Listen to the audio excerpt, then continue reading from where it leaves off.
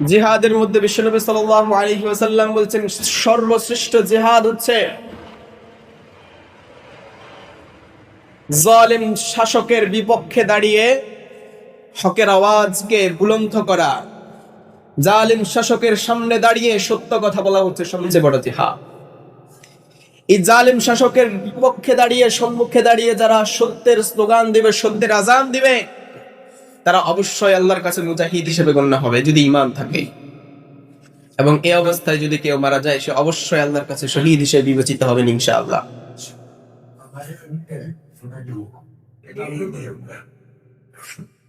সম্মানিত হাজিরিন, গত সপ্তাহে জুমার পরে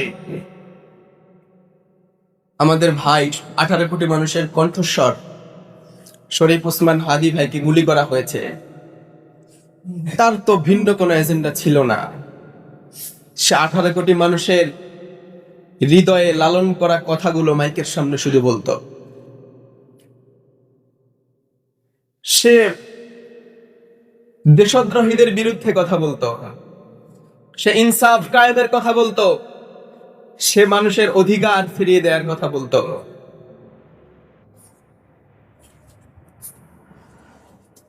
শরীফ ওসমান হাদি এমন কোন ব্যক্তি ছিল না যে কিনা ক্ষমতার জন্য অন্য কারো পিছনে লেগেছে, বরং তার ভাষ্য ছিল একটাই, আমরা ইনসাফ কায়েম করতে চাই। তার ভাষ্য ছিল, আমরা আমাদের দেশের এই সোনার জন্মভূমির প্রতি ইঞ্চি মাটির আমরা সার্বভৌমত্ব নিশ্চিত করতে চাই, কোনো আধিপত্যবাদ আমরা এখানে মেনে নিতে চাই না। তার এই বক্তব্যের কারণেই তার মাথা, তার মগজকে ছিদ্র করা হয়েছে।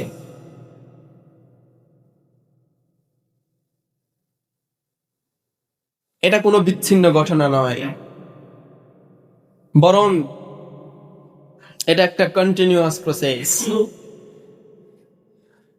একের পর এক এরকম হাদিরা জীবন দেয়, আমরা উজ্জীবিত হই, কিন্তু আমরা আমাদের কারণে আবার পিছনে পড়ে যাই। হাদিরা জীবন দেয়, মানুষ, তরুণরা জাগ্রত হয়, নেতারা তাদের মাথা বিক্রি করে দেয়।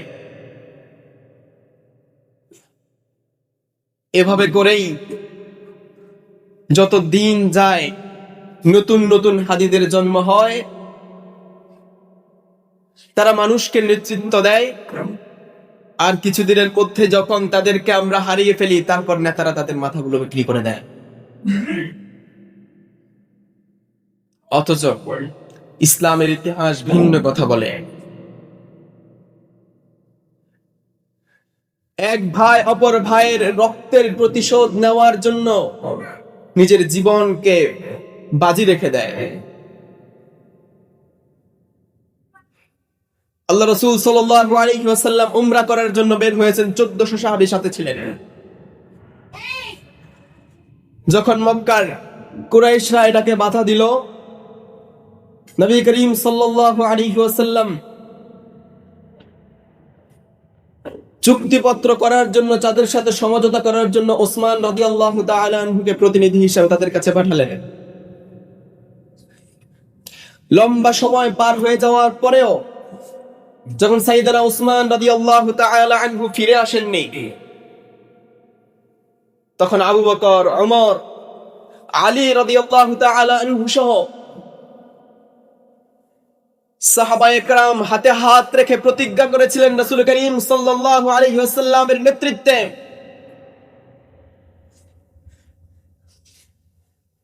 যে এইদিকে আবার ওসমান রাদিয়াল্লাহু তাআলা আনহুর ব্যাপারে শয়তান খবর ছড়িয়ে দিল, চারদিকে রব উঠে গেল, একটা গুজব ছড়িয়ে দিল যে ওসমানকে হত্যা করা হয়েছে। সাহাবায়ে কেরাম হাতে হাত রেখে 1400 সাহাবী রাসূলুল্লাহর নেতৃত্বে তারা বায়আত গ্রহণ করলেন। আমাদের ভাই ওসমান যদি ফিরে না আসে, আজকে এই 1400 সাহাবী সহ বিশ্বনবী সাল্লাল্লাহু আলাইহি ওয়াসাল্লামের নেতৃত্বে হয় আজকে মক্কার জমিনে আমাদের দাফন হয়ে যাবে, না হয় ওসমানের হত্যার বিচার আমরা নেব, ওসমান হত্যার প্রতিশোধ আমরা নেব।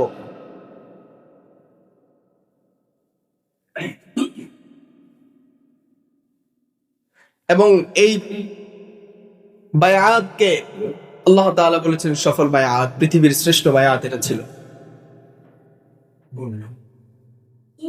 আর বর্তমানে আমাদের অবস্থা হচ্ছে, আমাদের এক উসমানকে যখন আমরা হারিয়ে ফেলি, এক উসমান হাদিকে যখন আমরা হারিয়ে ফেলি, অন্যরা আবার উসমানের মৃত্যু হয় রাতে, উসমানরা শহীদ হন রাতে, দিনের বেলা আমরা সে আবার আমাদের ক্ষমতার ওই একটা টুকরা নিয়ে কাড়াকাড়িতে নেমে যায় কুকুরের মতো।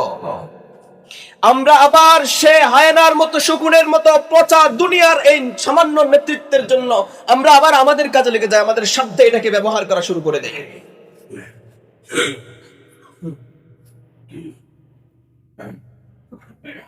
এভাবে করেই আমাদের মধ্যে থেকে হাদিরা এক একজন জন্মাবে, আর ক্ষমতালোভী শয়তানগুলো হাদিদেরকে বিক্রি করে করে খাবে।